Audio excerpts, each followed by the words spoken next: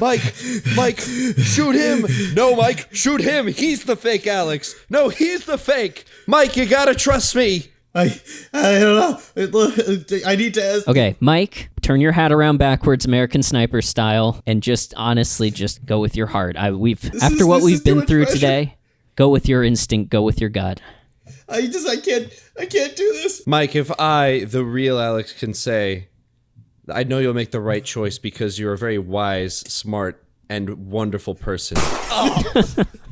Mike, I knew you'd know it was me. You were right. He's bleeding green. That was the fake one. That's you killed the fake. Yay! Alex's blood is blue because he doesn't process oxygen in the same way as a regular person. Yeah, I'm and after he drank the antifreeze that time. And he hasn't frozen since. Yeah, and I haven't needed a winter coat since. Amazing. Well, I guess that's... We solved the conflict that we've been working on for the past 90 minutes. I guess that's the end of the episode, right? Thanks, guys, so much for listening. Listen to the Barone. Do you have anything else you want to say about the this DVD commentary of season 3, episode 21 that we just covered? Nope. Yeah. All right. Well, that's it for us. I guess there's only one thing to say, right, Alex? Real Alex? Yeah, it's our classic sign-off. Every snutty. What the fuck? Oh, I'm sorry. I meant everybody. Loves Raymond, and we love you. I'm definitely not the fake. All right. Bye. I think that was good, Alex. I was doing some trolling at the end. A little bit of a bit. That was good. Yeah. Thanks for killing the doppelganger, though, Mike. Yeah, I'm glad way to that get in there. So it was time to. Yeah, I'm glad I got to shoot someone on one of these. Body count 1, putting it down. Well, actually 7 from the earlier 90 minutes. All right, so I'll just I guess. Click. Oh, put the gun back in the what? Guys, we got an issue here. What? So were we recording in MP3 instead of WAV? Oh no! I think it was it was a combination of show's gonna sound that, terrible. but also we didn't start recording until right before I made my choice as to who to shoot. What are you saying? I just kind of bumped into it. We weren't recording at all. I think what happened was that I left my shotgun on top of the record gateway button. Yeah, the gateway. So I thought that I had hit it, but it didn't, and it didn't process until I grabbed the shotgun to shoot Alex. Alex. I mean, Adam, we've talked about this already enough, but I think it's time for us to, Mike, we would like to present you with this letter of delegation. Delegation? I'm yes. running for president? We are delegating you to start seeking employment elsewhere. Yes, you've been authorized to no longer work here anymore. Congratulations. Wait. Let me just sign that. Wait, no, that's my job this week. That's not cool. You can't do this. Wait, no, you guys can't fire me. You're firing me? I don't know. We're friends. Yeah. I mean, the audience is kind of tired of you. They kind of want you to. They kind of wanted. They want they want a little more diversity in the show. We made that joke last week, Alex. Oh, did I? It's a funny joke. You're on thin ice. Thin ice. I'll clean house. I don't care. That's my job this week. I'm cleaning house, by which I mean I'm the janitor. He's the only one who knows the password to the podcast. You can just give it. Wait, okay. So hold on. You can just change my job title again. If I was the bad recorder, the bad editor, you could just make me something else. Yeah, but it's just this is the latest in a series of 22 jobs that you've been honestly really bad at. Name one other mistake I made. What, today? No, any time. Well, let's go with today when you endorsed RFK Jr. He's on the podcast. He's got points. He's got a good point. He got points on you in the basketball game that you were playing with him, but he doesn't have good points. We need a president that can dunk. By the way, that's going in the highlight reel of you getting dunked on by RFK Jr. I did like what you did, though, when he jumped over you Air Jordan style, you reached up with your syringe and gave him a quick fax. Yeah, he did not like that one. But hey, no, you were playing dirty for sure. Yeah. But listen, you mean okay? So I think it's illegal to ban people based on their politics. That's all I'm saying. I don't think that. We're not banning you based on your politics. We are firing you from your job, which you're bad at. No. Yeah. Adam, you're going to regret this. You are going to regret this. I'm going to show you right now. Personally? I'm going to leave here, and I'm going to do so much better than any of you ever did. I'm going to tell you right now, this podcast is entering a new era of productivity, of hilarity, of Raymondity. It's going to be great. Not even a portmanteau.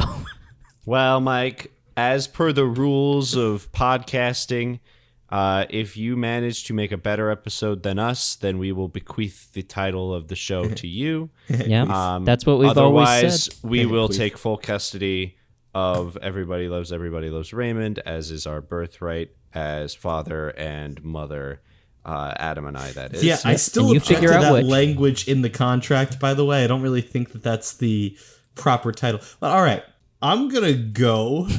Yeah, whatever. Who needs you? Get out of here. Send me my severance check. Fuck off. We'll see you in court. In court? No. You owe me a severance check. You didn't give me any notice. No, we're keeping it. No, my contract isn't up for another year. Contract? You mean that napkin? Yeah. I used it. It's fine, Mike. Your severance check is in the mail. It's not in the mail. We don't even have stamps. This place sucks. All right.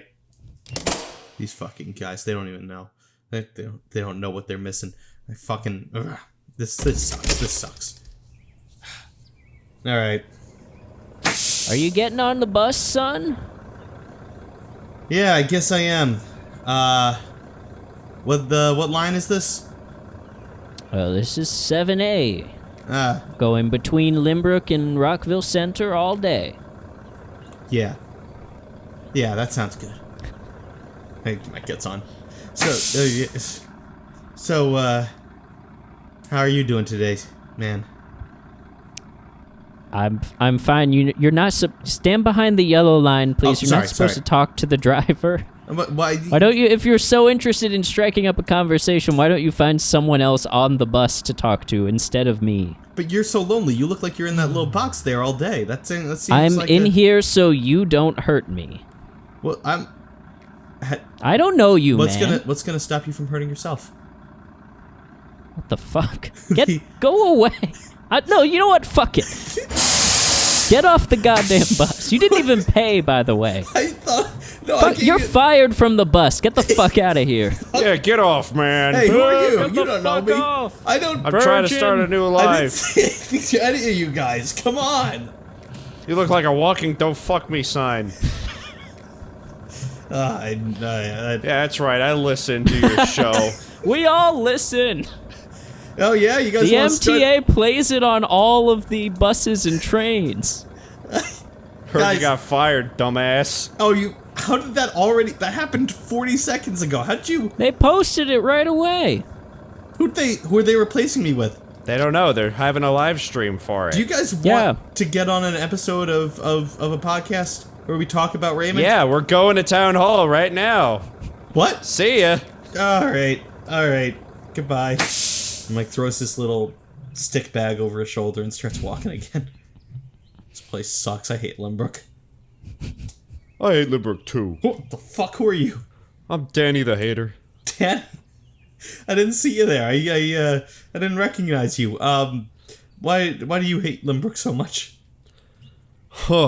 Firstly, I used to be the comedic one around here, but then all these shenanigans popped up a couple years ago, and now I can't get a funny in edgewise.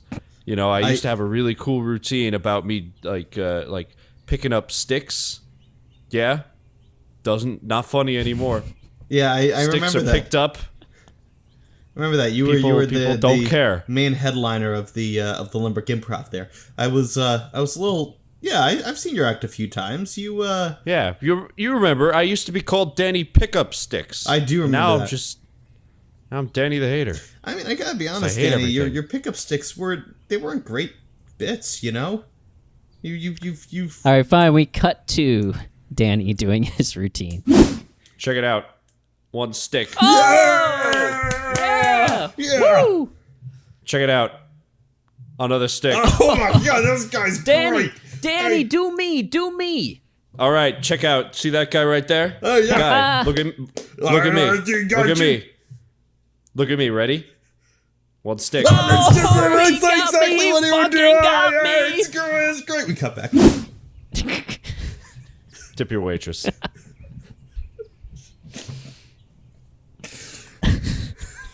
I'm sorry, hold on. Yeah. Danny. Hey, what are you doing here? Shouldn't you be doing that stupid show with those stupid people? I got fired, man. Just a second ago. Because I was the only one that was funny. They fired me because I was telling the truth. I was telling it like it is. This is typical of them, Danny. These guys, they first they hate me because I wanted to find out the truth about the way the Earth was, and they hated me for that, and that didn't go well. Then they hated me because I declared war on France, which also is another thing. That, hey, come on, everybody's got to declare war once in a while. You're going over the history that we all know. Yes, continue. Yeah, I know. And now I'm fired because I fucked up a recording and shot a guy that might have been a parasite, and I also endorsed RFK Jr. But Yeah, it's like you're speaking my language, man. Like, this is my life, but except replace what you're doing with pickup sticks, and that's just my life, man, and it's miserable. Hey, so Danny, I'm out here hating. Danny, what's up, Mike? I gotta ask you, you ever do a podcast? No, but I've done something similar. Have you See, there picked were up these sticks. And I picked them up. Yeah, that's close enough. So let me ask you. Okay, let's do a podcast together. Let's fucking do it, man. You and me. Really? Yeah. I guess. We're gonna make. This is gonna get your career back on track. It's gonna get Limbrook back on track, and I'm gonna show those fuckers that I can do anything. I can do anything they can do. You know what? Yeah. Yeah. Let's try it. Yeah. What do I just pick up this microphone like it's a stick? Yeah, that's exactly right. And you can exactly. It's exactly one microphone. Thank you. This is weird. He's back on it. He's back on it. He's back on it. All right, so let's start with the summary of the episode. You've seen the one that's been playing on Limburg all week. Can you excuse me? Can you guys? You're standing in front of my CrossFit gym. Can you let me through? I got the big tire. I got to get through. Oh, Chris CrossFit. That's right. Yeah, I'm wearing my gym clothes backwards. Obviously, you knew it was me. Yeah. Hey, how's your dog, Applesauce? Crisscross and Applesauce are doing better than ever. I miss that little guy. So listen, my protein powder and steroids are wearing off, so I kind of really got to get in there if I'm going to get my pump on. You know, I got like 3 episodes of Rogan to get through, so it's good. It's good. He's got RFK Jr. on.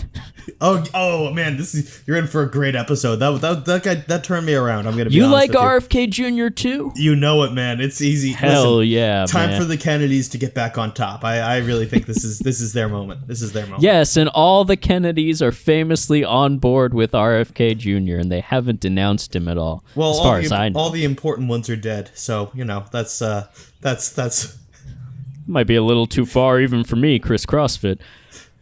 So what are we thinking? Moving or? Mike, are you thinking what I'm thinking? What are you thinking? I'm thinking maybe we ask Crisscross if he wants to. So hey Chris, you ever wanted to be Rogan? I want to be Rogan every goddamn minute I'm alive. All right, so I got a proposition for you. We're starting. I've been shoving people's faces in worms for years trying to be Rogan. I don't know what he's done between Fear Factor and the present, but yes, I do. He's my idol. Ready. I think you're 100% ready. I think that you know what? We're starting a Rogan cast right now. You want to join?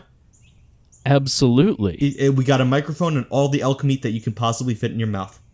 Oh my god. Hey, I don't know how I'm going to fit more in there than is currently in there right now, but it's worth a shot. Don't worry. We got all the zins that you could possibly want here too. I might not know that one. You don't know zins. Jeez. All right. Howard Zinn? Zinn, ZYN. No. It's a very, very popular nicotine gum that like all the gym bros and frat boys are chewing. Just get out of the car. Fuck it.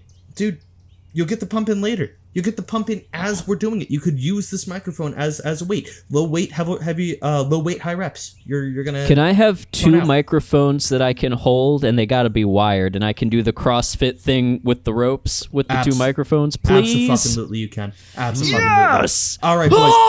All right. Whoa. Let's start. Let's start right now. All right, here we go. Everybody, welcome back to the real Everybody Loves Raymond. We're here reviewing Season 3, Episode 22, Working Girl.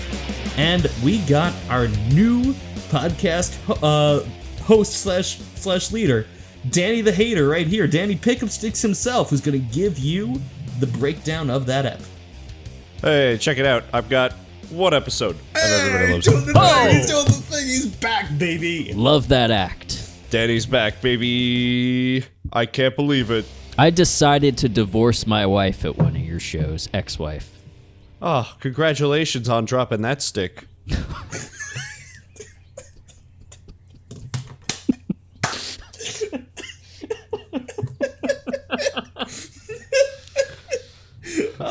Yeah, I know that lady. She had a stick up the rear, if you know what I'm saying. Hey, yo. Hey, that one was good too.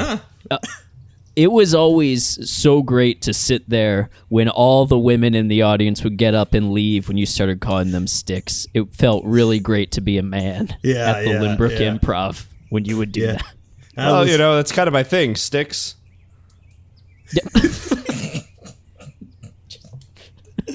Period came fast there. Sorry, Mike. Keep going. I was just gonna say that's what when Lynbrook was great. That was awesome. That was awesome. All right, so what's the summary of this episode here?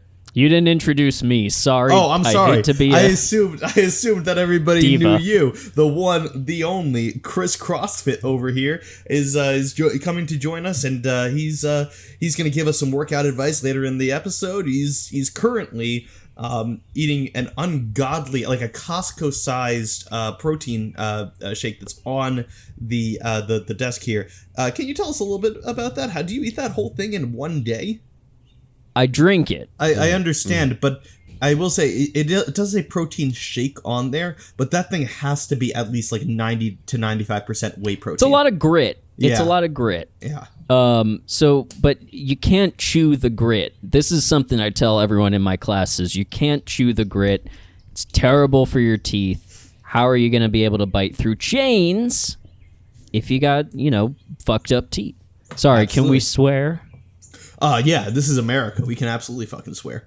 I bet the old host never let you swear. The old Yeah, host I ain't bet they here really- no more.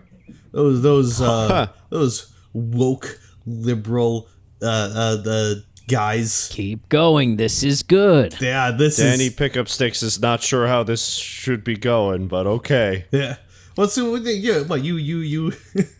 Yeah, this guy's already doubting us. This guy hasn't taken the red pill yet. You know what I mean? All right. So I've taken all sorts of pills today, so sorry if I seem a little off. It's just You famously are constantly doing drugs and steroids. Well, specifically steroids. yeah, and speed.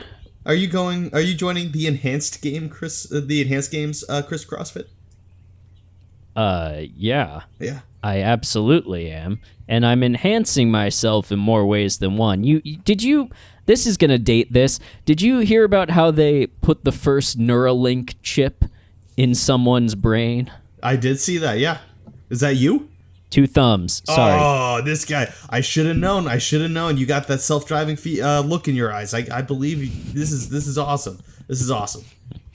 Well, my biceps are too big. I literally cannot be at 10 and 2. So I have to. All right. Well, don't get me wrong. Did you introduce me? I feel like I have That's a couple Chris times Cross. at this point, Chris CrossFit. But it's okay. It's all right. All right. So anyway, back to what we were talking about. We're here not to break down anything like this yet. We're here to break down Season 3, Episode 22 of Everybody Loves Raymond, Working Girl. Danny, what you got for us? Working girl. You see, when Raymond comes home... No, that's not what happens. Sorry, I'm thinking about pickup sticks again. So Deborah wants to get a job. She wants to get a job in the city, and Raymond does not want to do that because much like pickup sticks, there are things around the house that have to be picked up. For example, one pan, if you would. So Deborah gets a job and then immediately gets fired for not being creative or clever. and then Raymond tries to be supportive in that profession. But as we know, Deborah herself out of a job. Whoa, Deborah herself. Yeah, that's deep. I'm man. pretty good at this. You're crushing it. I thought you had more to say, honestly. But that's great. You're doing good. Sorry, I'm new at this. I'm a one line. Yeah, he did that prodigy. from memory. He just stared off into the middle distance and recited I don't know why you pimped him out like that. You expected him, but he rose to the occasion. One line jokes is what I'm good at. When you make me do summaries, I panicked. We're also sitting out here doing a podcast on the sidewalk.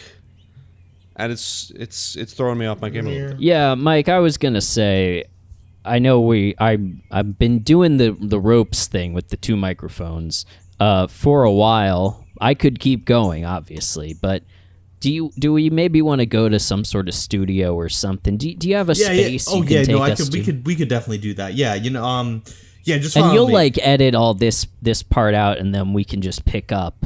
Once we're at the actual after spot. he says it'll blow our listeners' mind when they see the change in audio quality. We can definitely do that. Well, Adam, it's time for us to interview our first person to replace Mike. Yeah, I think if we're gonna, keep the podcast, we kind of need to make sure that the quality is as good, if not better, as it was. And I'm glad that we agreed. The 2 of us cannot do that, so we do need a third person. So, first on the list, this should be interesting. A real wisecracking nut job, as it says here on his resume. Someone who's probably going to be very different from Mike. Let's you and I welcome Psych. Hi, Psych. Come on in. Have a seat. Hey, I'm here to order some Wendy's. Psych! Hey, I'm here for the job interview, guys. What's going on, everyone? Hey. He's funny. That's funny. He's funny. Good. It's good. Adam, can we hire him right now? We got to do our due diligence. We don't want to get sued again. We got to due process. Psych. How you doing, have a seat. Hey, have a seat. Yeah. Oh, okay. I'll take it. He picks up the chair and starts. Pick up the seat. Okay, that's good. That's good. That's a good job. I love your. There's no other way to say it than Ace Ventura costume. You're really bringing the fun. It's great. Yeah, I try. So, if you don't want to sit down, that's fine. Tell us about yourself. Where are you from? What are your interests? What are your strengths, weaknesses? Where do you see yourself in 5 years? That sort of thing. Yeah, sure. I'm actually from Moscow, Russia. Psych! I'm from Limerick, born and raised. Oh my! There we go. We got us again. Wow. That was good. Give me some. Oh my goodness. Okay. Yeah. Ooh. Yeah. All right. A lot of high fives. Wow. Yeah. Okay. Keep going. You just don't stop. No, not at all. Yeah. Never stopping. My hands are raw and pink. Mr. Psych, then. How about we start by let's pretend we're on an episode of Everybody Loves Raymond right now. Mm-hmm. Yeah. And once every hour we like to take a few minutes to talk about the actual episode. So why don't you tell us about some of your impressions about how you felt during this episode? Yeah, and just to be clear, season 3, episode 22, Working Girl. I know you got the packet, but just making sure you know. The one that was on repeat outside, right? Are you backing up? Yeah. Yeah. Come back. No, I'm not. This is fine. Yeah, I'm good. I'm good. That's incredible that it makes the sound when you back up. Are you the first person that got the Neuralink in their brain? It was actually number 3. Yeah, wow, that's late that day. That's really serious. Your impression of the episode. It was great. It was come on, what are we doing here? It's awesome. It was a good episode. I thought that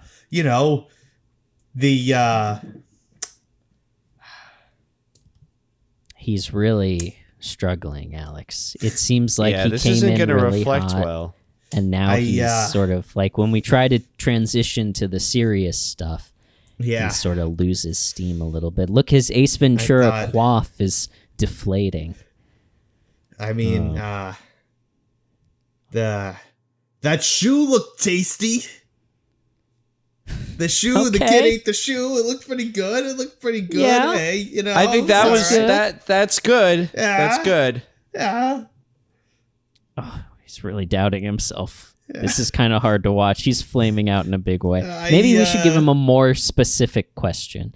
I'm sorry. I started him off on hard mode. Well, you started him off on an open-ended question that most people could answer, but it seems like he's having a little bit of trouble with it. Psych. Yeah.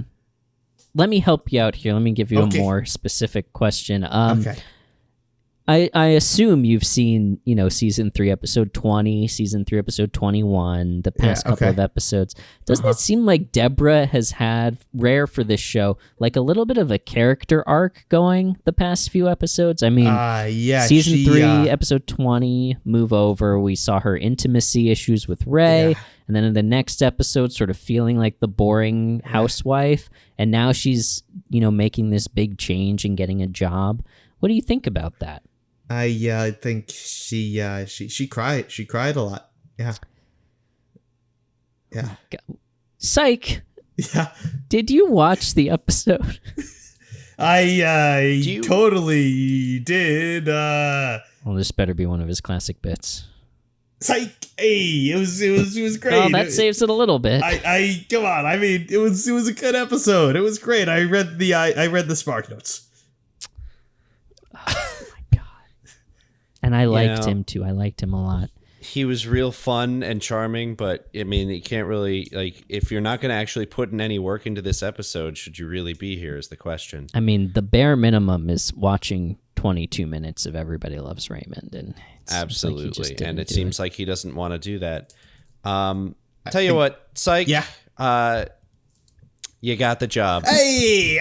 Psych! Get the fuck out! Come on! Hey! Yeah, I'm fully turned around on you. We hate you now. So sorry. No, go away. You gotta leave. All right, I'm gonna make like a Can you tree send and get the out of next- here. Hey, come on! Nah, see, we don't even find that charming anymore. Come on, that was all right. Come on, it wasn't bad. Completely lost the room. Bye, guys. Fuck off. Can you send the next one in? Yeah.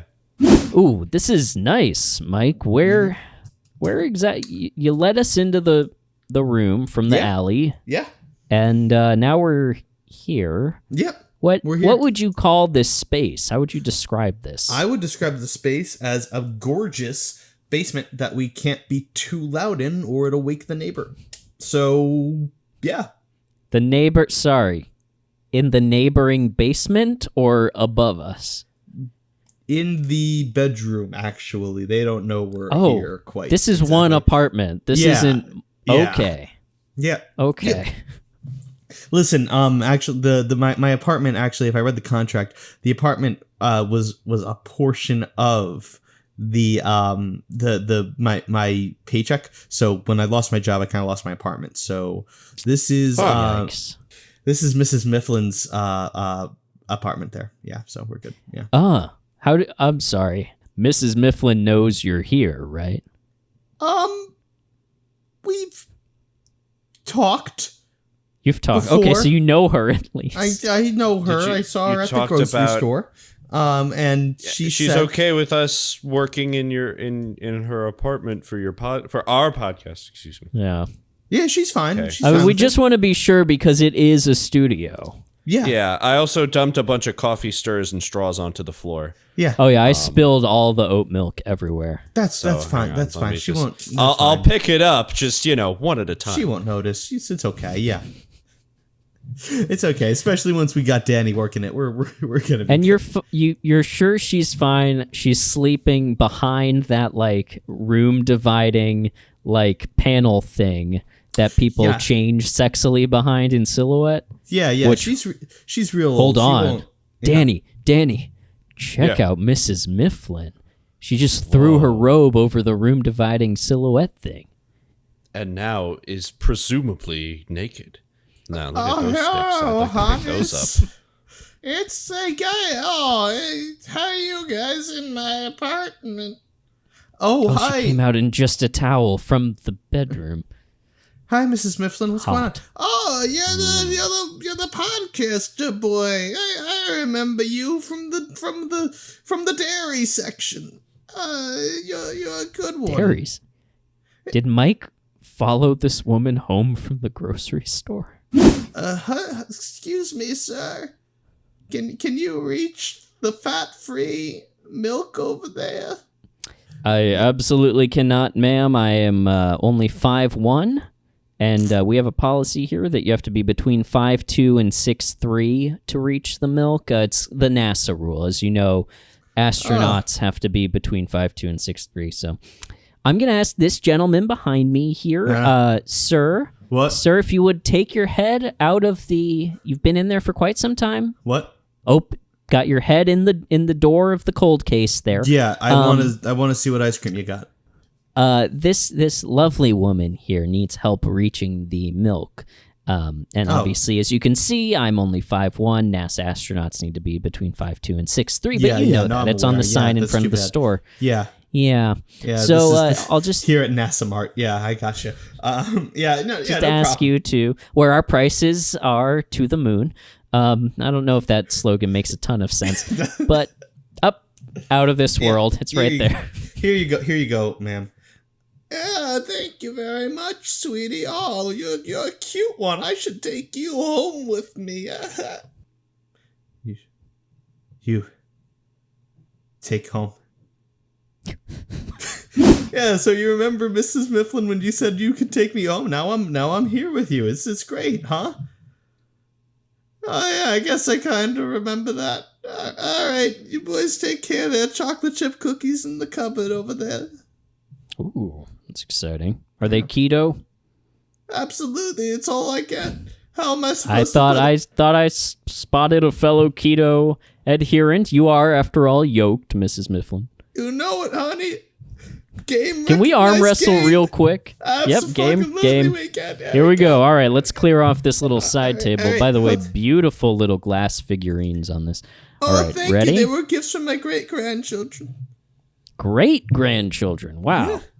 Those are the biceps of a grandmother. Oh, you know how to get them, Chris. Let me just put my walker down over here. There we go. All right, here we go.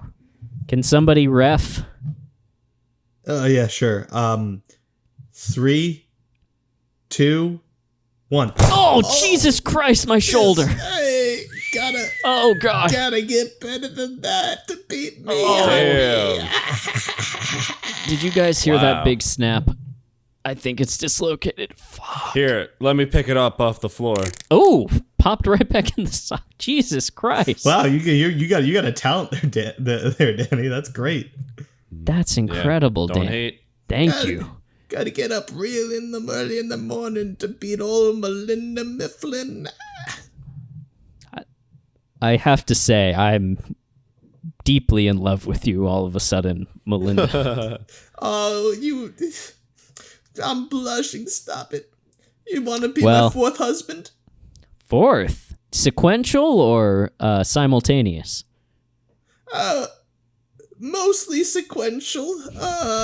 There was a little bit of overlap in the last one, but he's not in the picture anymore. Okay, I like what I'm hearing. I'll let you go back behind your... He died when he tried to spot me.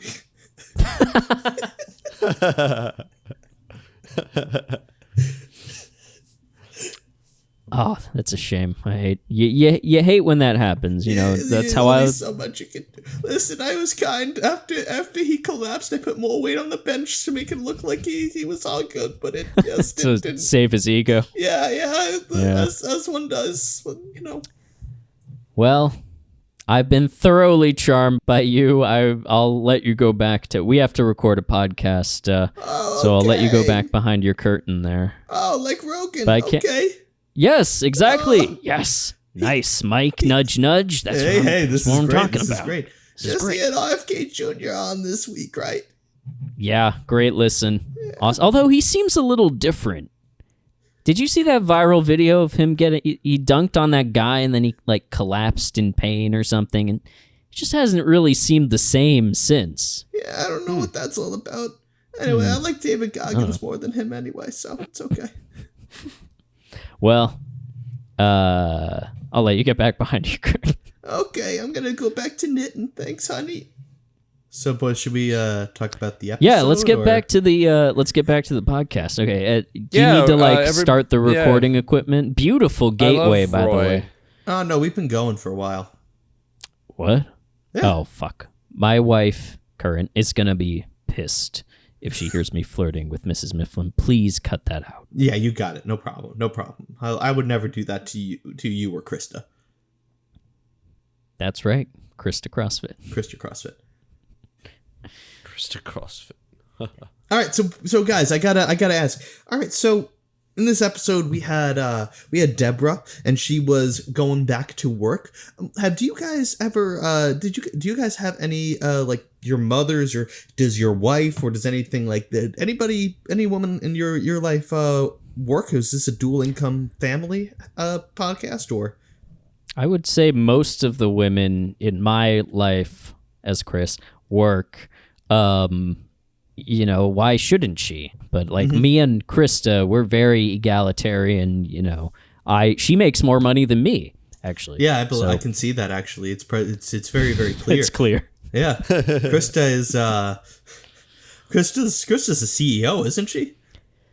Yeah, she's the CEO of. You ever hear of 24-Hour Fitness? Yes, that's right. Yeah. She's the CEO of 12-Hour Fitness. They're open for half the time, but charge twice as much. So gotcha. It's a great model. That's impressive. Yeah, that's how we met, actually. She was doing a walkthrough of one of the locations, and I was benching, what was it, 800 pounds? Wow. I was going to do a commercial for Dodge trucks where I bench pressed a Ram, and so... Wait, so the commercial is so that you, like, avoid trucks?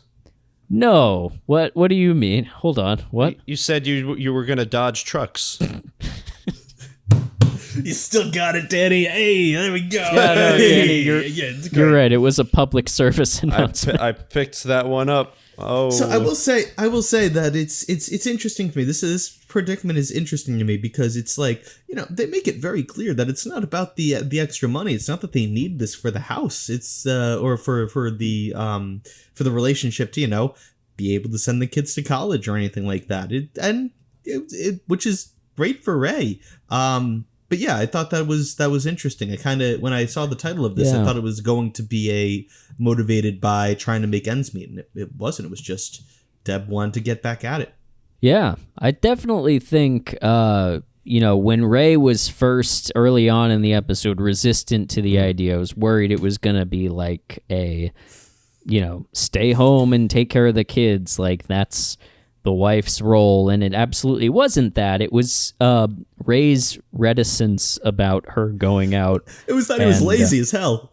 Yeah, he's lazy. He just doesn't want to work. Yeah. He's lazy, and he's insecure about him being the great provider for his family, which I think is a misguided mindset. Like if you can get 2 incomes in your household, that's fucking great.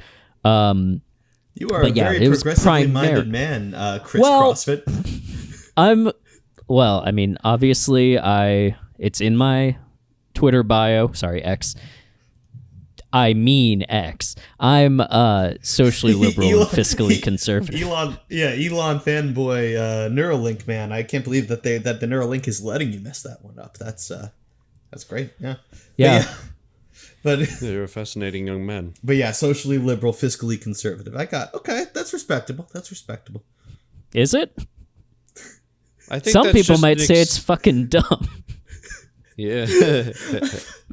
Not RFK Jr. though. We're all in favor of him. We love him. We love RFK Jr. He seemed a little off lately. Yeah, I don't know. Something's weird about that guy. Yeah, something he strange looks is going good on. Lately. Like he looks better. Like he's been doing CrossFit, maybe? Like he's been doing, I don't know. I haven't seen him at the gym, and he is a member of the same gym as me. Yeah, no, I think it's a misguided mindset to be like, oh, I have to provide for my family. But you got to think, like, thinking back to Ray's child, like, you don't think it was drilled into him by Frank from a very young age, like, the man provides and the woman takes care of the house. Like, it's not hard to see why he's internalized this. Absolutely. But, and I thought he did eventually come around and overcome that to a degree. That is like 20% of him not wanting her to go to work, and 80% is he does not want to take care of his children or his house. 20% feels generous. It kind of felt to me like he was trying to come up with some sort of reason why he could be opposed to Deborah leaving so he could avoid the housework. For sure. Yeah, so I agree. To be perfectly honest, I don't even think he was threatened in his masculinity. I think he was just like, oh, damn it, I gotta work. Let me come up with a reason why not. I think that was, yeah. That's probably. I agree with Mike. Thank you, Danny. Thank you. I never hear that on the other podcast. This is great. I appreciate that. Okay. Can we stop down for a second? Danny, is everything okay? Yeah, you've been quiet. Well, guys, to be honest, I feel a little overwhelmed. Like, I don't know if I belong here with you guys because, you see, I've been sitting over here this whole time picking up sticks, and you guys have not been laughing. Oh, is that what you were doing? I'm sorry. Over I don't think I even noticed you. I'm sorry, Danny. You gotta make your sticks more pronounced. That's hilarious. Yeah, that's great. Oh, it's good thanks. stuff. Yeah, I want to talk about Raymond, but we got these things to jokes. I think this show would be better if we didn't talk about that stuff and instead focused on the comedy. Well, but the thing is, we gotta talk a little bit about Raymond. It's kind of in the name of the show, and I think it's kind of hard to talk about him less than we currently are. I feel like we can find a way. You think? I don't know. Can I just say, I feel like, Danny, if we were to transition solely to jokes, because I'm not funny. I'll put that out right now. I've been told point blank to my face I'm not funny. You're not funny. So if it just happened again. Who are you, my wife? If we were to transition... That wasn't funny. No, but I thought that was pretty funny. Mike, don't support this. If we were to transition to just comedy, I feel like... It's not a like... stick. Don't pick him up. I'm sorry. Continue. If we were to transition to just comedy and no talk of Everybody Loves Raymond, I feel like the show, instead of being 33% of each of us, would become at least 66% you, 33% Mike, and then 1% me. Mike, you are funny. I've often thought that. Thank you. I appreciate that, Chris. Funny looking, right, Danny? Nudge. Mike, I think we should let Chris go. This is all I have. Chris is pulling his weight. I don't know, man. I think that was a quick thing to let go. I don't know. How do I fire someone? Can I fire someone? I don't know about this, Danny. I don't know. Cut to Chris Cross starting his own Everybody Loves Raymond podcast. So I think you're all thank you for tuning in to Everybody Actually Loves Raymond. It's a Everybody Loves Raymond podcast for the fans, by the fans, and there's no dicks around. We're gonna make it all about being funny and picking up sticks and fucking shit. You tell him, honey. Thank you. Yeah, I'm Mrs. Mifflin, and I'm here to give you some advice on lifting while we watch the Rays. Yeah, this is Mrs. Mifflin. She and I are just friends, Krista. For now. And we're hosting this podcast together, and we're going to be talking about Everybody Loves Raymond, and we're going to be taking calls from people who want tips on lifting. So I guess let's go to the phones. Let's just go to the... First, we got one already. We didn't even give the number to call, but all right. It's in the description. Hello, you're on with Mifflin and Chris. Hello. Yes, is this Hold on, caller. I thought we agreed Chris and Mifflin. Not Mifflin and Chris. Oh, I'm sorry, sweetie. I always forget I'm 98 years old. Don't Don't big time me. I already got pushed out of one podcast. I'm not playing second banana anymore. Okay, I'm sorry. Go ahead, caller. Yeah, hi. This is the mayor calling. You are imparting on a copyright infringement on our show, and we're issuing a cease and desist on you immediately.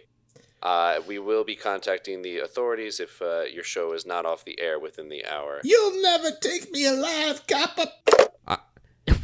Did she just die? Alex, what? Hello? What was that? No, let's not worry about that, Adam. Let's bring in the next person. Okay, yeah, go ahead. Come on in. Hello. Oh, Hello, it's good to this see is you. promising. This is Hi. promising. Ooh, How you funny doing? accent. Here's my resume. My name is Professor Pizza. It's nice to meet you. This is a round resume. This is I know, delightful. it's edible lot of- too. And kinda delicious. sharp, but yeah. Wow, and all of his biographical details are in little pepperonos. Oh, yeah. You went to the Sorbonne? I hope you had this memorized because I ate all of this. Oh. Oh, I got it all. You took a Don't you worry. slice out of it while I was looking at it. I'm No, opposed- it didn't say Sabarn, it said Sabaro. It didn't say Sorbonne, it said Sabaro. That's right. That's funny. All right. So you want somebody to be a part of the podcast? You know, Yeah. Mr. Za, That's let me me. start off with my first concern. Oh yeah. I feel like you would only really be relevant for this episode. What do you mean? How do you feel about that? What do you mean? mean, I don't know did what you mean. Did you watch this week's episode? Of There's course a I character. did, and I got a shout out. It was great. Yeah. But I believe Pete Za is not referred to ever again after this episode. Hey, and listen here. I've been on this earth for 46 years. Where are And you I've been from? going to podcast. Well, from Italy, of course. Can you not? You're not from Sweden? Are you lying Are to you- us to try and get on the show? Are you lying to us to try to get on the show? All right, Are and you listen. actually Swedish? All right, and listen. And you're I might have been pretending to born be in an Helsinki. Italian pizza chef? I might have been born in Helsinki, but I'm telling Helsinki you. is in Finland. Shut up! You guessed wrong. What do you want from me? Oh, sorry, you're Finnish. Yeah, there you go. Well, it's actually better that you're Finnish because you're finished here. Goodbye. What the? I was going to didn't say even the same answer thing. He's question. learning. That's 2 Finnish puns in a row, back-to-back episodes. Adam, Yes. I think it's going to be harder to replace Mike than we thought because we're only getting bit characters. Yeah, we need someone sustainable who can Yeah. stay on the podcast for a while. Let's send the next one in so we can actually ask them like a question about the episode and get a Yeah. good. Because I'm throwing that resume in the trash. This guy's name is just... Hi, I forgot to fill in his name. hi. I'm Phil. Phil? Phil. Yeah, Hi. I'm not applying for the job. I'm here to give you guys a lawsuit. I have a client that is suing you for they rejected me because I'm Italian, and I don't think that's. So anyway, I'm just serving this to you. I think that I'll see you. in Hang court. on, Phil. Yeah. Hang on for a second. Yeah. Did you see this episode of Everybody Loves Raymond? Oh my God, yeah. Oh, what a great show. Great show, right? Let's sit down and discuss this. Yeah. Let me take that. Yeah. I'll put it in over there. Just pointing out that these papers are, of course, round. These subpoenas. Yeah. My client kind of insisted that it was. Yeah. Let's not talk about your client. That's kind of what let's I'm talk paid about- for. No. But, I mean, you're off the clock. You've done your job. You've served us. Excellent service, by the way, though. Thank there you. will be Yeah. a tip. Little something for you on the table after you Oh, leave. I've never been tipped before for giving somebody a lawsuit. I can imagine that maybe you wouldn't have been. All right, this is a great place. I'm going to serve you guys more often. All right. You saw the episode. Can I ask you what you think about how are you at keeping up with the dishes? Because Pretty good. I have to I admit, guess a moderate amount. my counters have looked a lot like Ray's before, but I've never resorted to hiding dishes. What's the worst your dishes have gotten? Well, no, me and my wife, we have a daily routine of after we You're cook. married. Yeah. Oh, yeah. I'm a little offended that was a little surprising to you, but sorry, but yeah. that was a inquisitive "you're married," not a surprised "you're married." Oh, okay. Yeah. No, I'm Right, married. like Yeah. you are married. Tell us more. Okay. Yeah. Yeah. We every love day- hearing about people's wives and husbands. Okay, well, we come home every day and we have a celebratory dinner, and then we wash our dishes together. It's quite nice. So it's like it's a nightly routine. It never really piles up too bad, but yeah. Can I ask, what are you celebrating every day? All of the subpoenas that we file. Oh, she's in the business too. Yeah. I do the lawsuits. She does the subpoenas. I shouldn't say the subpoenas we file. Well, Yeah, that's no, it's fun. Yeah, That's it's fun. Great for you. It's pretty good. I will And you're say, mostly I have sorry. A question. Oh, You're mostly like serving people who are like down on their luck, hearing the worst news of their lives, right? Being sued by someone with much more money than them. yeah, that's it. And you're Exclusively, because that's where the celebrating- money's at. Yeah. Yeah. Okay. Yeah, right. we eat. The number of chicken nuggets we eat every night is determined by the number of people that we collectively made cry during the day. So if you guys sorry. could actually start crying, because I'm a little hungry today, Boo-hoo. We're not gonna do that. I would really. I'll give you appreciate it. one nugget. Boo-hoo. No, that counts. I'll take that. Vegetables? What? You just eat chicken nuggets every night? Basically, what's the problem? No problem. Just I feel a wondering. little judgment coming from me, but I do have a question. How are your bones? Okay. They're great because we wash it down with milk every night. That sounds amazing. We got three things in our freezer. Celebratory dinner.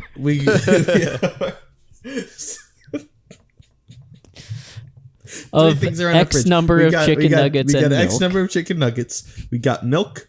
We got ginger ale, and we got pink stuff. That's all we got. Ah, the pink stuff. I want to ask Yeah. you about the pink Ooh, stuff. yeah. By the way, did you Yeah, notice? Tell us.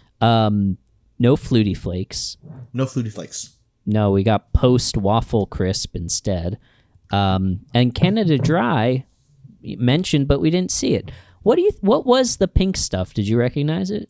I didn't. My pink stuff is different. It's actually a great drink that you might be familiar with. It's called not Pepsi. It's Pepto-Bismol. I don't know if you're familiar with that. Familiar with the Pepto? Pept.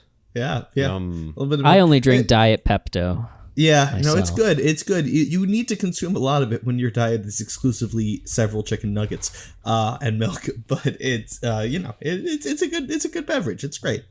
Now I do have a question though. You brought up dishes earlier, and my thought was, okay, the dishes were all super messy, but Deborah gets home and she starts cooking.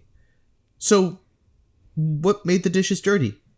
If Ray didn't cook dinner, what made the dishes dirty? Where'd the dishes come from? It's a good point, and it's the same day, right? Yeah, it's like the night. Yeah. What did Do you he think do? he tried to make lunch? You don't need that many dishes to make lunch. He had like casserole dishes and shit. Yeah. There was stuff in the oven. What did that he were like, do? Yeah, that's an excellent point. What a really good insight, Phil. You are a great analyst of these episodes. Wow, Mike would thank never you, I have tried. noticed that. Yeah. Yeah, what could he have even done? This is blowing my Especially- mind. Because especially there were what got- dishes like piled, like 60 dishes And there on was, the like- counter. And also, now that I'm thinking about it, when at the beginning of the scene, the kids had shit on their face. I'm sorry, I can curse on this, right? We're trying to get away from that. Our old okay. co-host, he had just the filthiest. I begged him to chew some Orbit and clean it up, but he just had the dirtiest mouth. Oh, I'm sorry. Okay. So they had all this stuff on their fucking faces, and I don't know where that all came. If it's not food, I don't know where it all came from. Yeah, it raises more questions than it answers, really. And what did he do to the pan? First of all, Yeah. these people never heard of non-stick. No, yeah, it was. I all got sticky. some infomercials I could show them, because Jesus Christ, I've never seen a pan like that. Yeah, that's destroyed. It Like, was disgusting. ruined.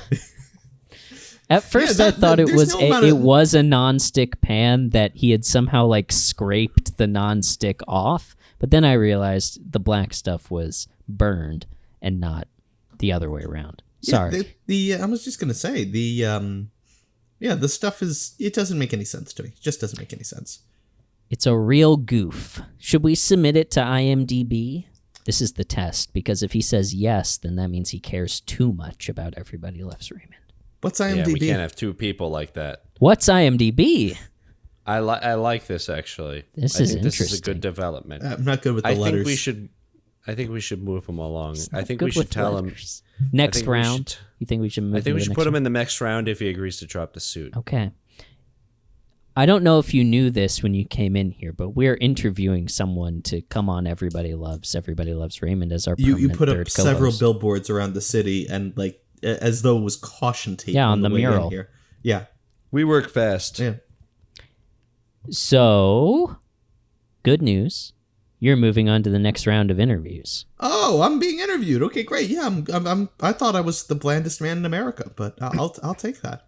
You may be bland, but we need you to balance out our wacky energies. Gotcha. Yeah. You actually fit very comfortably. So much better than Mike. From the jump, Mike was just never good, right? He was always too... What's the word? Mike. I was going to say Mike, yeah. So do I get the job or? So Danny, we got rid of Chris. Is there anything you want to bring up now that you don't feel threatened that he's here? Sure. I mean, I think we could take a long time going over how Marie is being so just like super manipulative again of Deborah in multiple ways this episode. You're a smart guy, nothing Danny. Nothing new, but hey, when you pick up sticks as long as I have, you pick up more than just sticks. I didn't think Marie was being manipulative. I thought she was just, being an asshole. I thought that she was just kind of a piece of shit to Deborah. That's some good insight. Yeah, like because I see your point. She's not manipulative. She just is like, oh, you're a bad mother. She just makes passive aggressive comments to her.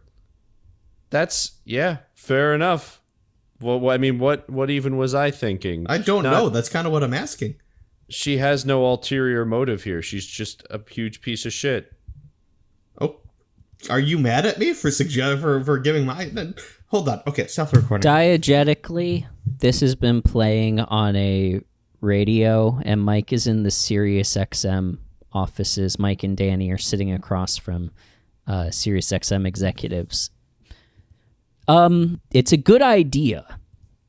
Okay? I know it's a good idea. Yes, it's a great A idea. podcast about Everybody Loves Raymond. Yeah. Fantastic. I mean, we're looking Phenomenal. to expand our slate of programming. Yeah. This would be a great fit. It would go right along with The Office Ladies. Not exactly the same thing, because you said you guys worked on Everybody Loves Raymond, right? No, we worked on a podcast about Everybody Loves Raymond. Yes. Oh. Well, one of us did. Oh, okay, Yeah. we can talk about that later. The dynamic between you two seems a little, there's no other word for it, but combative? Am I picking up on that correctly? Julie, Well, did you Mike, pick up let's on kick this guy's ass. Whoa. Let's pick up his bones. All the Sirius XM executives stand up, and one of them's got nunchucks and one of them's got like chains. Okay, all right, everyone calm down. Oh shit, they came ready. This is not our first. Hey, we've had Howard in here enough. Oh yeah, This is not our first rodeo. After Kevin Hart kicked our asses, we said never again. So let's all calm down. Let's sit down. Was going to say, all right, Mike, let's sit down on the count of 3. Okay. 2. Okay. 1. Okay. You're still All right. standing. I'm still standing. I don't trust Who is you. this guy, Elton John? Oh my I God. don't- Hey, you're funny. Yo, Mike, are you thinking what I'm thinking what you're thinking. You wanna What? You want a job on this podcast? How much is this guy? How much is Sirius paying you? Just enough to afford Sirius, so We'll pay- $55,000 a year. We'll pay you half of that. All right, sounds like a pretty good deal. And would I have to pay for Sirius? Yes. Okay. Are you sure? Can you help me out? Is that a deal breaker? Is that a deal breaker? Well, it's just if I pay for Sirius, will you come and work with us? You can pay for Sirius? You can afford Sirius XM in the car? Sure. Yeah, sure. Why not? Wow. Can't be that much. Damn. Well, my kids are going to be so glad that they can have bread. What's your name? My name is Louis Garfunkel. And I'm the head of comedy at Sirius XM. Excellent, Louis. All right. So, all right. Hey, all you guys in the back with all those scary weapons pointed at you, you guys can fuck right off. We're going to record an episode right now. Yeah, if you can just... I think I'm going to take this offer. If you guys can just send me my severance, that would be great. Louis, you want a pickaxe? Just as, like, self-defense here? Like as a parting gift? I'm going to leave this pickaxe. Thanks, guys. Right, that really means a lot. All right, come on, bro. Let's go eat elk. Elk. Rogan's got JFK on this week. JFK? Yeah, bro, I'm back. It's great. It's gonna be good. It's gonna be shit. It's good shit. Wow.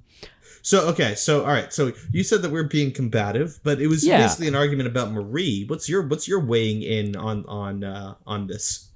Oh, I just thought it was typical Marie passive aggressive, but I mean, I can also see how it might come across as manipulative, effectively suggesting you shouldn't go work because you should be at home taking care of the kids. So I think it's manipulation from that standpoint for sure. All right, I suppose that's fair. I feel better. You're welcome. I do want to point out, Conan is coming in here in a little bit. Dude's like a living pickup stick. I admire that. That's one way to think about him, yeah. Yeah, he comes in here and he just lays on the conference table, arms and legs straight, like a pencil. Let's pick him up. So, yeah, I mean, we should probably just clear out the equipment. And there's a studio down the hall if we want to go to that. We flash forward to a little while later. Danny pokes his head back in the conference room. And he sees Conan sleeping in the dark. My time has come. Danny, like Lion King's Conan. Well, Adam, what have we had? Like 20 interviews so far? Yeah. And I like, Phil aside, I'm not feeling any of them. We have one more coming in. And then if we don't like him, then we'll Phil's the only one who made it to the second round, so I guess we just go with him. Come in. Hey, guys, how you doing? My name's Al, and I'm the next podcast host. This is great. Nice to be here. Al. Well, hang on. Yeah. I don't like this. No, it's a like third this. A. It's great. But, like, I'm Alex. Yeah, right. But you can change your name. Isn't that a little close? What's Al short for? Al is short for Al you doing. Is that a joke? I like it. Or is that real? No, well, it is. It's both. Your parents were funny. My name is Al. You doing? But it's a pun. It's based on the thing. Yeah. I don't know. Your last name is Your last name is You doing? My last name is You doing. Yeah. Don't you think you might be better on like a Friends podcast? No, I guess then you'd be Al You doing, like Joey. Mm-hmm. Oh, I see what you're saying. No, I don't like Friends. Friends. No. Pivot. Come on. It's no. Friends. Okay. All right. So, okay. All right. I'm here to talk. What we doing? Us. What do we want to... Okay. Here's a question for you. Cool. Hit me. Is pizza really any better than any other pizza mascot? The Noid, Little Caesar, Pizza. Craig Robinson. Well, you guys did that at the exact same time. That's law. That was you gotta do it. You bring up a Little Caesars. You got a pizza. It's electric in here. Is pizza really that crazy? Pizza. All right, listen. Okay, let's back it up here. First of all, I met a Swedish guy outside. Awesome guy. Mm-hmm. You should have him on the podcast. That's all I'm saying. You should he's definitely Finnish, consider actually. having him. He's what? Yeah, he is. He's Finnish. He's finished. Oh. We kicked him out. Well. Well, regardless, fuck me then. I don't know. I thought it was pretty good. All right, but my second point is I think that that pizza was actually quite cute. I think he was great. I don't understand why this lady was so fixated on getting him off of the programming. I think he would have done numbers, if I'm being honest. How'd you feel about the mozzarella hat? I didn't see. I think it clearly wasn't clear enough that it was a hat and not his hair. Yeah, because, that's a problem. That's a problem. You can work that on the design stage. Yeah, it's not like Deborah was saying, "Here it is, it's done." Like it's starting a conversation. Yeah, this lady was real quick to fire her, even if she was being stubborn. I don't know. Like, here's my thought. Go ahead, Alex. Right, like if in the design world, right? If like you're not willing to like talk and compromise, like you're not going to get anything done, right? So if like Deborah comes at this like saying this is, you know, putting all her eggs in this basket, and then what was her name? Charlotte Sterling. Yeah, gives like a couple of like thoughts about like, oh, this may not be the direction our client wants to go in, and then she doubles down on that. Like on day one, acting like she knows better than the person who hires her. I can see how that would come off as like, maybe you're not the person who's right for this job. Allie liked it. You know? Yeah, but Allie's 6, as Ray says, and Deborah says she's the only person I have to run things by. And then Ray says, you can run things by me. And Deborah says, oh... That was a great Deborah impression. I don't know how... fair, because Ray does not enjoy getting things run by him. I agree with you. I think it depends on how... Like, there's a line between advocating for your idea and then just stubbornly refusing to let it go. And I think clearly Deborah crossed that. I think the moral of this episode is that you should not let... Like if someone like proves to you that they cannot be worked with or reasoned with, they should just be let go entirely. And even if they're your lifelong friend, you gotta tell them like, hit the road. You made one mistake, and now we're gonna hire a random person to fill the void left in our mic-shaped hearts. And that's what this episode of Everybody Loves Raymond was trying to tell me. I don't know what the mic guy is about, but that reminded me of my logic when I divorced my ex-wife. Hey, how you doing? Oh, were you married? Yeah, her name was Mifflin. I know her. You do? Yeah. She won the bodybuilding contest at Town Hall yesterday. Oh, yeah. We did do 90 minutes about that just recently. Yeah. Yeah. On like not the Baroness, but like the double Baroness, which is so secretive that no one knows about. The Barone fans. Yes. The Barone fans. So how'd that end? How'd that end between you two? Well, not well. She took everything. And I don't even She took everything. She took everything. Like the judge looked at me and he said, "Hey, how you doing?" I said, "Hey, how you doing?" And he said, "I didn't like that," and he took away everything I own. He took away everything you own. You're bringing nothing to this show. He took away my house, took away my job, took away my kids. I didn't want to mention it, but you did come in here in a barrel with suspenders. So. Yep. I would appreciate you not noticing. I'm trying to own it, but it's not going too well. Do you have a permit to operate in a barrel? To what? Yeah. If you don't have a permit, that's indecent exposure. If you don't have a permit. I would disagree with that notion. If you do have a permit, it's decent exposure. If I could sign something right now. Wait, actually, you're the mayor. Could you give me a permit to wear a barrel? No, I can't do that. I can't just make up rules. I just think of them and write them down. Well, could you write one down right now? No. Well, my pen's out of ink. Here's my barrel. Oh, wow. Look at You should go on Barone fans. This guy. What is this, a CrossFit gym? With the ropes? Right, guys, this is a job interview. This is a job interview. I don't know about this. Come on. Why do you have 2? It's a really personal question. I'm sorry. Al. That's me. Sit down. Doing, baby? Yeah.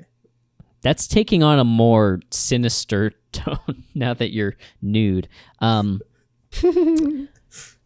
We'll let you stay, and we won't send you to jail for flashing us if you can answer another question. Deborah gets a job at the Charlotte Sterling Agency, right? Yeah. The Charlotte Sterling Agency. The ad agency in Mad Men is called Sterling Cooper. Coincidence? Isn't Mad Men like 40 years later? Technically, it's before this. Is there a large known ad agency named Sterling that both of them are playing off of? I don't think so. I think the creators of Mad Men were probably inspired by this episode. And Mad Men, therefore, is in the Raymond verse. Don't get me wrong, that's really interesting. What is your interpretation of this Charlotte Sterling broad? I'm sorry. I'm sorry. She was. I gotta push What? back. You can't call her a broad. Why not? The term we use is sticks.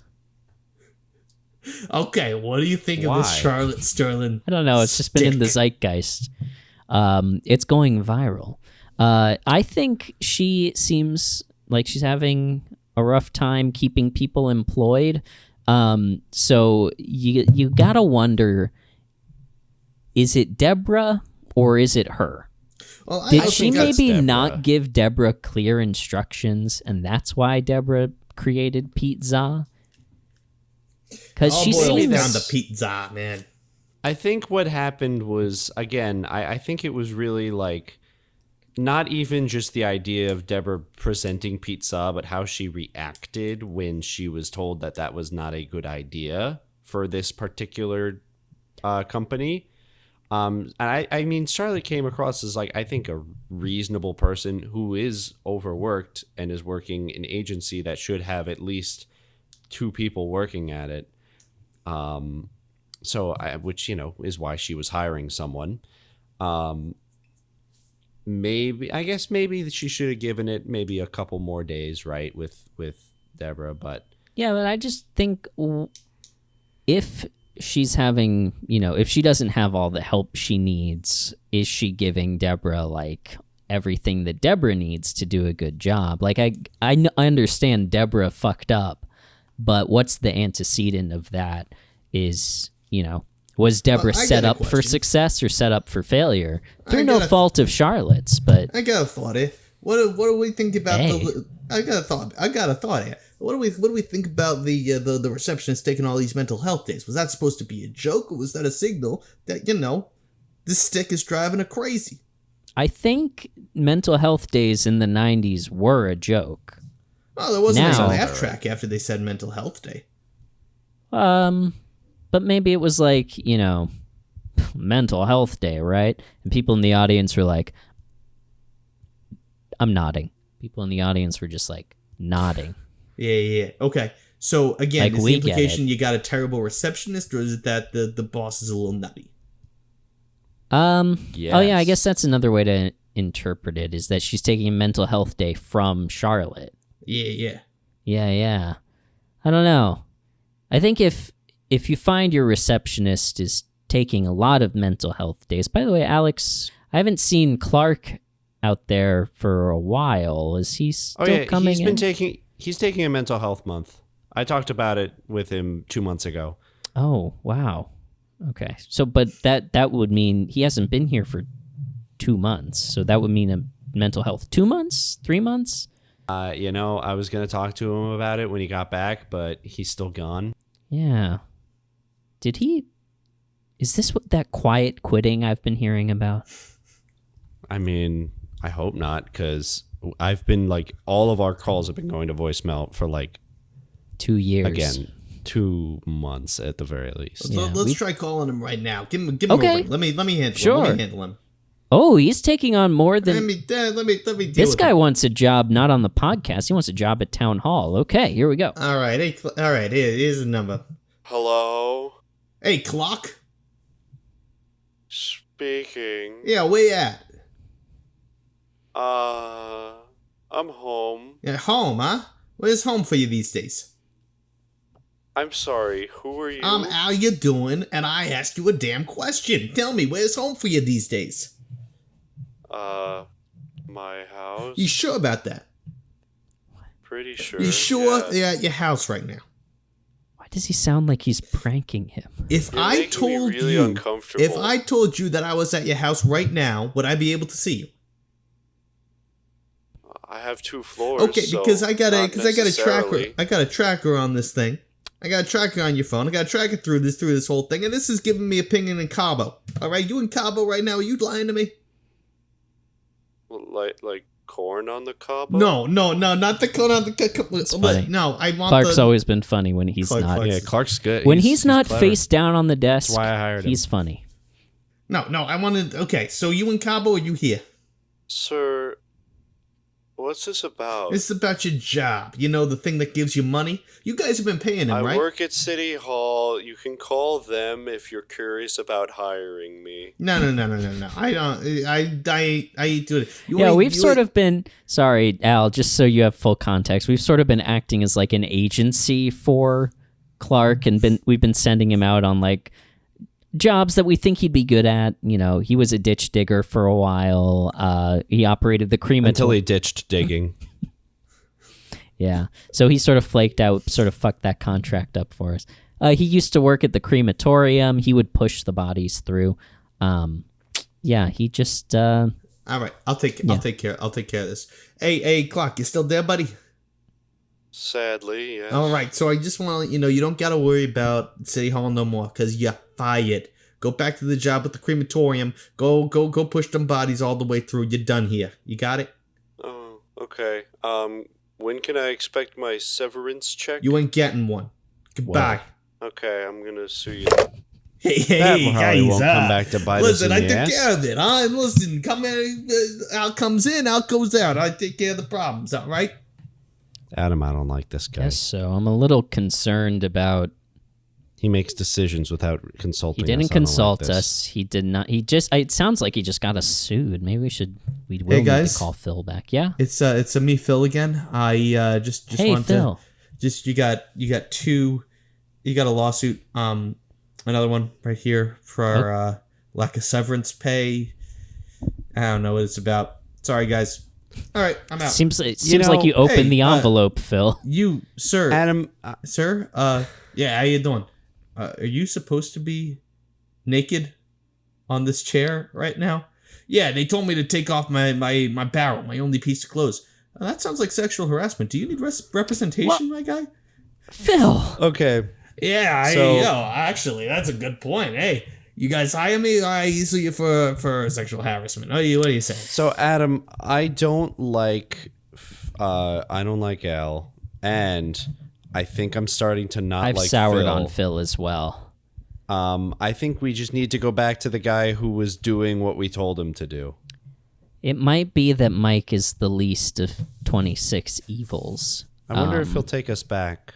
I don't think we have to worry about that. I think we're in sort of the high status position with him. He will probably It's say not like he's got a whole other podcast going already. I mean, what are the odds of that? Danny, Everything's on fire. Danny, for the love of God, it's okay. You gotta stop. You gotta stop going off on your nightmares. This is not okay. We've endorsed so many candidates this week. This is too much. My perfectly good pickup sticks. Now they're pickup firewood. Yeah, he still got it. Listen, Danny still got it, guys. I'm sorry. I know that we're in a burning building. Ow, it's hot. I'm glad that... Guys, we gotta be doing better. We gotta be doing better than this. Lewis, tell me some good news. Well, once the firefighters are finished, putting out Sirius XM Tower, I have some good news for you, actually. I've scored you a pretty exclusive interview. I think you'll be very pleased with it. With who? Okay, so Mr. K Jr., I just gotta say, now that I'm actually sitting down and talking with you, I'm realizing you're nuts. Well, in all honesty, I have to admit I was nuts. But I in the past couple of days, I felt just a lot better. So I just sort of, I want to change direction, and I want to put that behind me. And Okay. yeah, so I thought I'd come on here and explain myself, and really just first and foremost apologize to everyone for the years of harm I caused with my public misinformation campaign. Well, I got a quick question. Because this is the turning point for me. This is the first year I haven't gotten measles, mumps, or rubella. Oh my. In, God, 40 Impressive. years? That's pretty good. Can I ask you, though, what, in your opinion, was the funniest joke from this episode of Everybody Loves Raymond? Ah, I did get the packet beforehand. It has to be the lasagna. I mean... That's a great joke. It's a great hot close. That's a great joke. Hot close of the episode. Marie, after giving Deborah such a hard time applying to Charlotte Sterling and presenting her with the lasagna to sort of grease the wheels. I did wonder, though. Marie says herself earlier in the episode it takes an hour to get to Manhattan from Limbrook. How confident do you have to be in your lasagna to bring a lasagna, cold, loosely shrink-wrapped, on the LIRR, which I'm glad that I'm doing vaccines now because I had to take that to get here and, well, let's just say, would have gotten big polio. You would. What is it, the Babylon line? Yeah, that's the one. It gets you every time. Yeah. Gets you every time. How confident do you have to be in that lasagna to bring it to an interview cold and demand the interviewer eat it in front of you? You gotta be really confident. You gotta be really, really It's gotta be a great lasagna. Mm-hmm. Absolutely. All right, well, I think that'll wrap it up for us this episode. Thank you, Mr. K Jr. Danny, you got any closing thoughts? You know, when I first met you, I thought you were nothing but a bunch of toothpicks. But now I see you are hard and sturdy. I would pick you up any day, sir. Wow. That's really beautiful.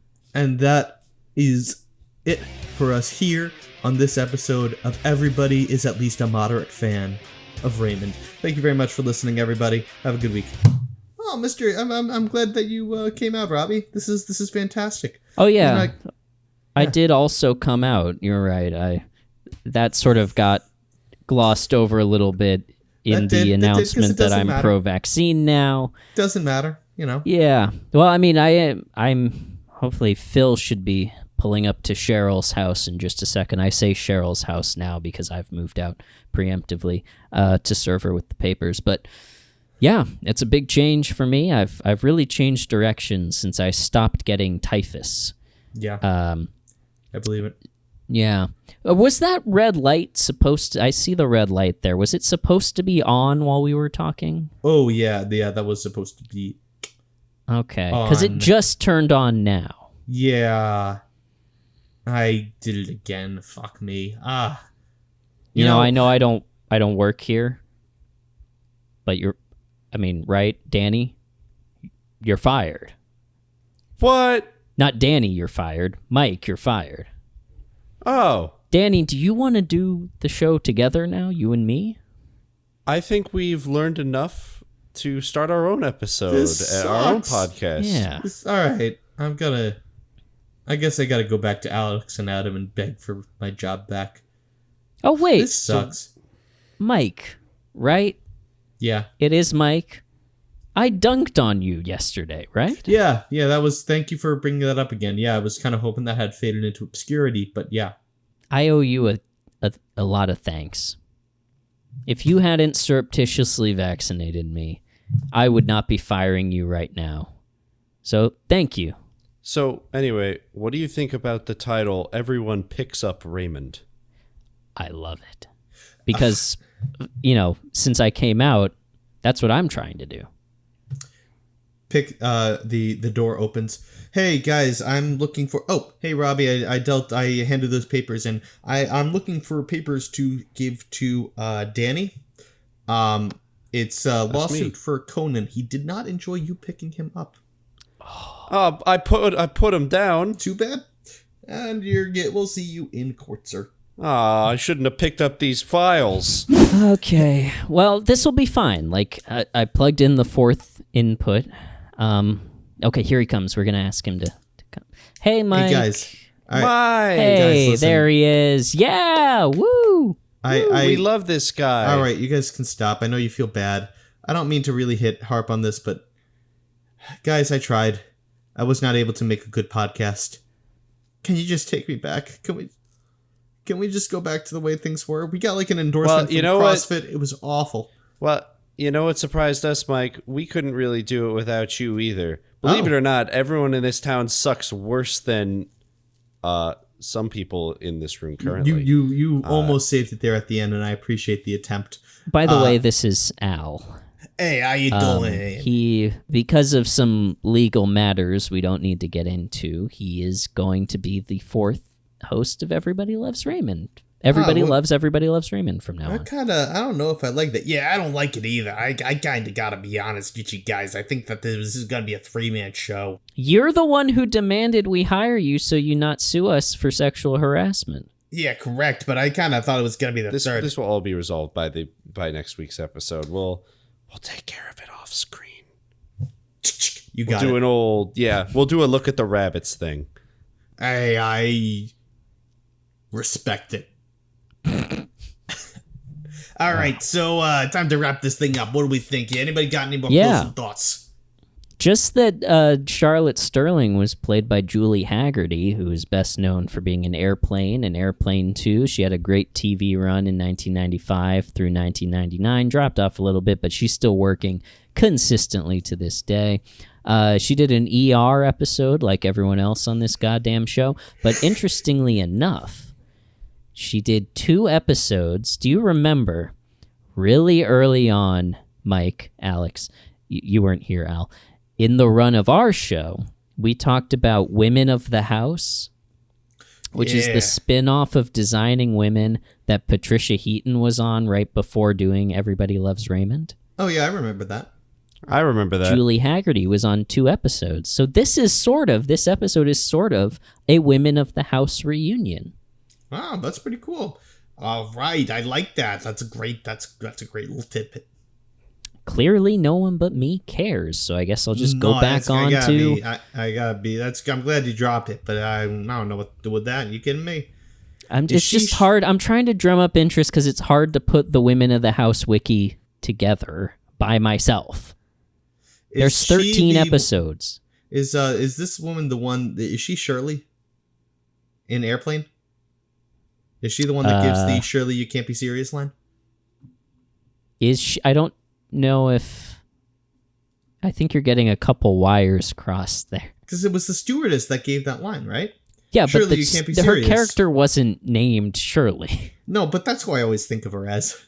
So you shouldn't refer. Her name was Elaine Dickinson. Is that the person that gave the line "Shirley, you can't be serious"? I assume.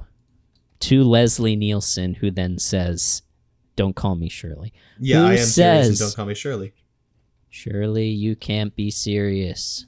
I am serious and don't call me Shirley. What a great movie that is. It's a great freaking movie.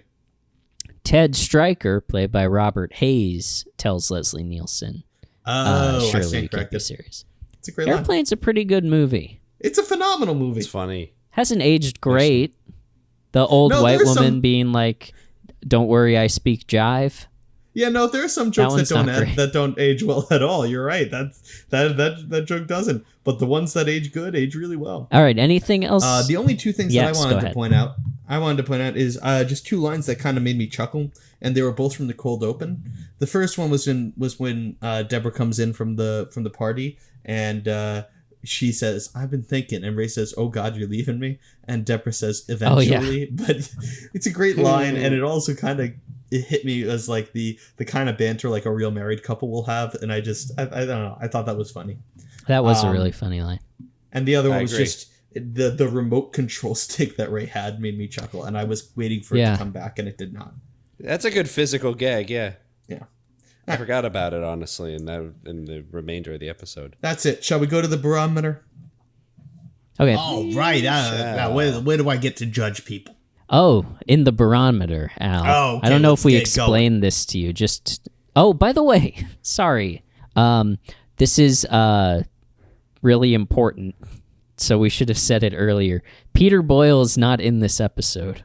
Oh, I didn't even notice. He had a heart attack during rehearsal. Oh, holy crap. Yes, we should have mentioned that earlier. But yeah, he had a heart attack during rehearsals for this episode. He was actually rehearsing with Julie Haggerty. He had a coughing and cold sweat and everything, and he joked that he was probably having a heart attack. And then the assistant director came over and said, "I think you're having a heart attack." So they called the paramedics, and they took him to the hospital, and he had a heart attack. And he was in the hospital for a couple of days, so he couldn't film this episode. So they wrote him out. Yeah. This is the first of 4 episodes. The other one is the one that follows this. Or the next one is the one that follows... Or 2 episodes from now. Dancing with Deborah, How They Met, and Sleepover at Peggy's. So the rest of this season, and then... No Peter Boyle. Way later as well. So yeah, we should have mentioned that earlier. That's important. Oh, that is important. Wow, that's good to know. Wow. Okay. That sucks. All right. Moving on to the barometer. So, Al, this is our scale from 1 to 10 on which we rate Ray's performance as a husband, brother, son, Okay. Dishwasher. With 10 being the great dads of sitcom history, your Danny Tanners, Bob Saget's, same guy. You know what I mean. What's another example to you, Al, of a good father? Oh, you gotta say it's, what's his name? The Cake Boss, Buddy Valastro. That's a good guy. Interesting choice. Not gonna push back on it. He's a friggin' cake, but he's a good guy. Yeah, come on. Sorry, what makes him a good dad? That he is a cake boss? He's a friggin' cake boss. He makes a good birthday. He is the friggin' cake boss. He makes a good birthday. Right. Okay, so he's a good dad about 1 day a year per child. That's a lot. That's pretty good. He's got a bunch Depends of on kids. how many children he has. Yeah, 365? Yeah, he's got 300 kids. That's a great dad. I think per capita, you even that out. That's a good day. So the other end of the spectrum is your ones, your bad men of television history, your Walter Whites, your Don Drapers, your, bad dads, men who actively harm their families. Alex, you have another example? Batman's parents. Well, in a sense. I guess they weren't. They certainly weren't around. They weren't around, yeah. That's fucked. But he's not wrong. Better parents would not have gotten murdered.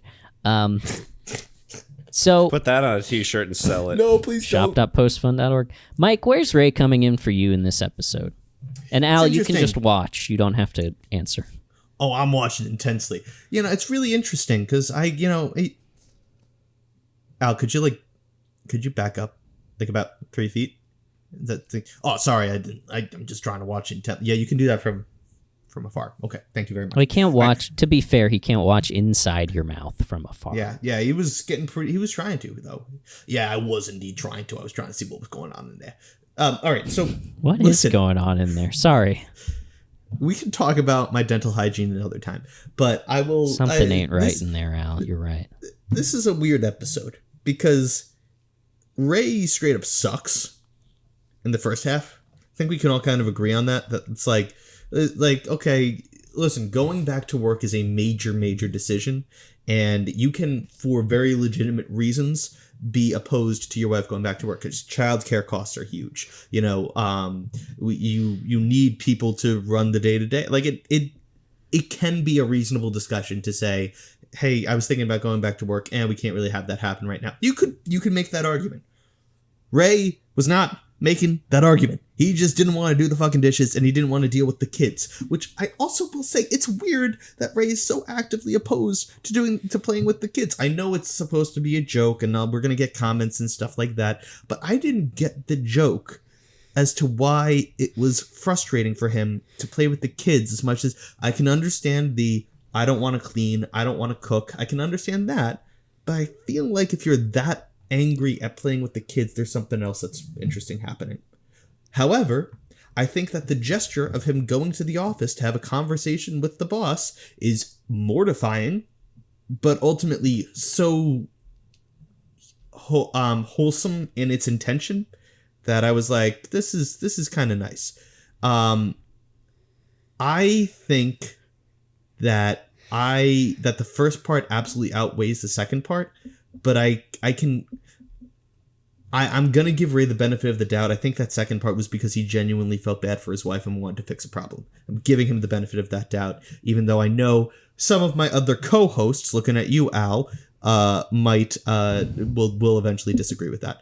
I'm going to say Ray is coming in at a 3.8 today. Wow. Yeah. I didn't know where that was going. The first half felt really, really shitty. 4 seems high, but I feel like he should get to close to it. So I'm going to go 3.8. All right, Alex. Yeah, I'm kind of in the same ballpark as Mike because I can almost see where Ray's coming from at points where he's talking about like, oh, you know, it's going to be very difficult around the house without you here. And, you know, like he's going to have to really step up and work harder. And then Deborah said she's going to be gone 2 days a week. And then I kind of was like, oh, yeah. Yeah. You know, I don't think I caught that. Yeah. A little less we were talking shitty. 2 days. Yeah. Like, yeah, if she was gone all week and Ray was also gone all week, then yeah, I could understand maybe a little hesitance there. But it's like, dude, you have to like step up twice a week, you know? Yeah. This is parenting. You know, this is what you agreed to when you know, had kids. So I'm going to give him less hearts. And also, yeah, going into a place of work and fighting for your fiance, or sorry, not fiance, your wife, who also was not completely truthful in why she was let go. Yeah, I'm going to give him just straight 3. Bad job. Straight 3. Good point. I don't think I caught that it was 2 days a week. I knew it was part-time, but 2 days a week. Yeah, it's a little nuts. For the amount of complaining that he was doing, that's really bad. Yes, it's also mortifying to have your husband go into the office that just fired you and, you know, Deborah uses the word grovel for your job back. And she didn't even ask him to do that. So I feel like that was, the intention was nice, but he really shouldn't have done that without talking to her or at all, in my opinion. Especially because then she didn't even go back to the job. Yeah, so, that was kind of unclear at the end there. Yeah. She wouldn't have been interviewing Marie if she had hired Deborah. Although I don't know if it was an actual interview or Marie just showed up with a lasagna. Wouldn't be the first time she's done it, I'm sure. So really, it's hard to find a redeeming thing in this episode. The best you can say is he begrudgingly supports her wanting to have a life outside of home and an identity outside of being a mother and wife. But he doesn't even do that forcefully. So I kind of want to give him a 2.5.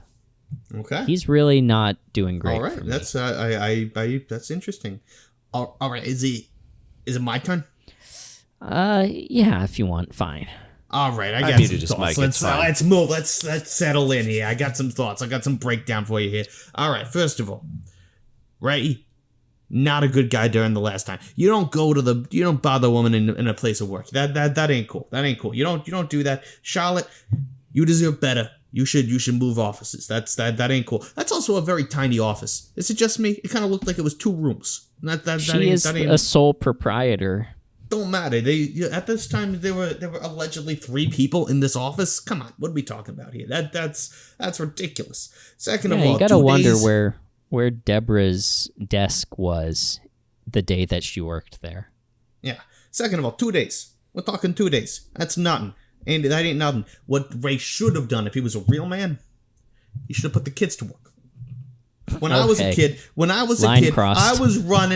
was running copies for my dad's business, no questions asked. And now what does that mean? Sorry, I know that's not politically correct anymore, but that's the way I feel. That's the way I feel. And What is running copies? What does that mean? You know when you get copies?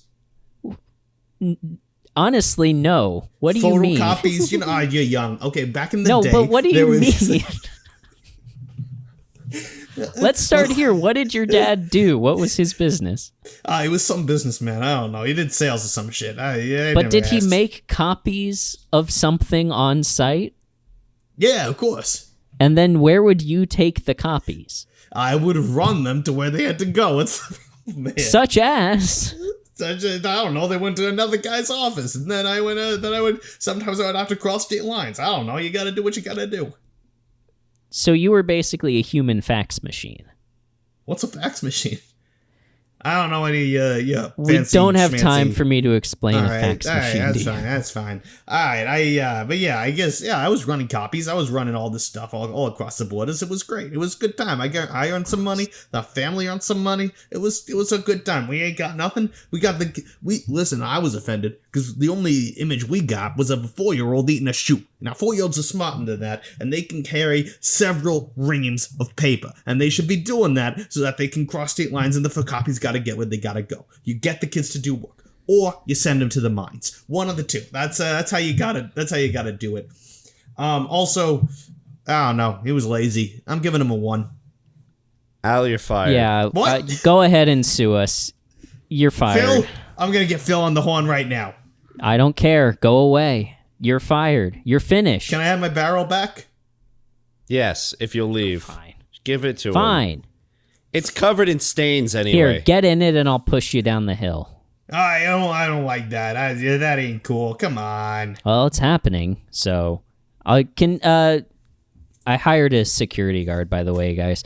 Chris, can you come in here and stuff this man in this barrel? Oh, yeah, absolutely. Oh, this is great. This is CrossFit 101 right here. Come here, sir. That's not a full rep, actually. You can't.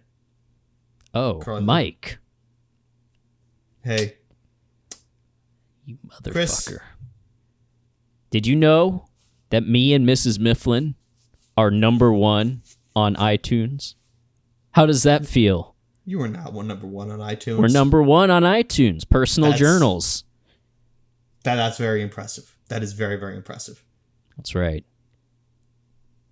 I hope you cry yourself to sleep every night thinking of that. We're #1. You're #none.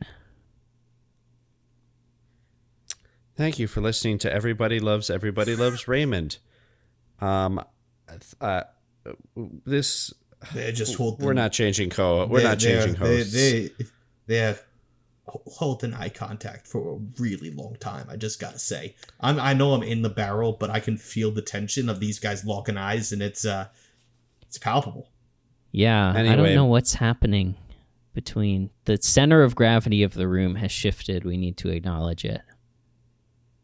Anyway, I'm Alex. I'm the mayor of Limbrook. I'm joined with my 2 friends, Mike and Adam.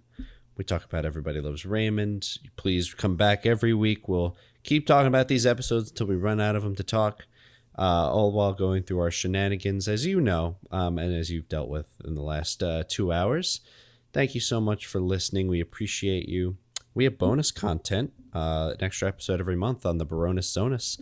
Postfund.org. You can give us any amount, any donation, just one time, and then you'll have unlimited access to that for the rest of your life, or until the internet implodes, whichever comes first.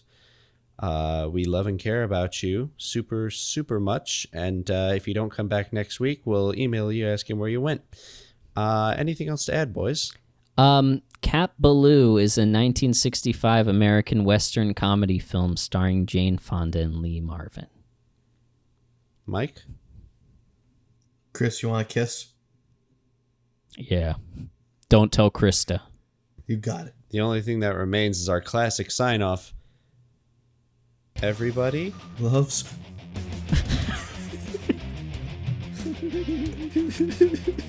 Raymond. And we love you. Love you. Hot.